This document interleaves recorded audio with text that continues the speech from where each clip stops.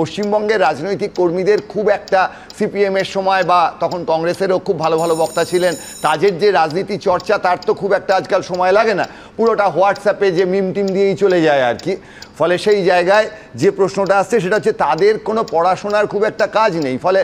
এবং অন্যান্য কাজও নেই, পশ্চিমবঙ্গে কাজের বাজার খুব সুবিধের নয়, ফলে তৃণমূলের যে সমর্থকরা গেলেন একটার থেকে তিনটে তাদের অনেকটা সময় ছিল। আবার বিজেপিরও যাদের 4টে সাড়ে 4টে গেলে হয়তো চলতো, তারা অনেক আগের থেকে গাড়ি করে যাচ্ছেন সেখানে মিছিলে, তাদেরও কোনো কাজ নেই। এবার যে দৃশ্যগুলো আর কি, একদিক থেকে তৃণমূলের লোকজন বিভিন্ন কথাবার্তা বলছেন, বিজেপির লোকরা বিভিন্ন আচার আচরণ করছেন, আপনাদের মাইকের সামনে কিছু শব্দ শোনানো গেছে, কিছু শব্দ শোনানো যায়নি, মানুষের যে আচার আচরণ তারা যেটা দেখাচ্ছেন একে অপরকে সেগুলোও সবটা দেখানো যায়নি। কিন্তু মূল কথা হচ্ছে রাজনৈতিক কর্মীরা পরিণত মনস্ক নন, তারা একেবারে হুজুকে, এবং এই হুজুকের চোটে যেটা গিয়ে দাঁড়াচ্ছে সেটা হচ্ছে পশ্চিমবঙ্গের রাজনীতির মধ্যে দিয়ে উন্নয়নের যে সম্ভাবনা, শিক্ষা স্বাস্থ্যের যে আলোচনা, সেই আলোচনা আসছে না। যেটুকু এই স্লোগানের রাজনীতি আপাতত তৃণমূল বিজেপির মধ্যে চলছে তাকে আমরা সকলে বলি যে এটা বেশ ভালো একটা বিষয় হচ্ছে, এই ধরনের বিষয়ই চলুক, না হলে আবার যে প্রশ্নটা আসছে, যে ভয়টা সলিলদা পাচ্ছিলেন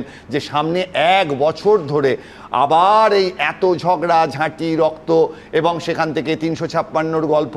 এই বিষয়গুলি বাদ দিয়ে একটু মননশীল রাজনীতির একটা জায়গা যদি সামনে আসে, বলা তো যায় না বদলে যেতে পারি আমরা হঠাৎ করে। 2026-এর নির্বাচন, বিধানসভা নির্বাচন হয়তো গণতান্ত্রিক একটা পশ্চিমবঙ্গের, হিংসা মুক্ত একটা পশ্চিমবঙ্গের, স্লোগান ভিত্তিক একটা পশ্চিমবঙ্গের চেহারা সত্যিকারের দেখাবে।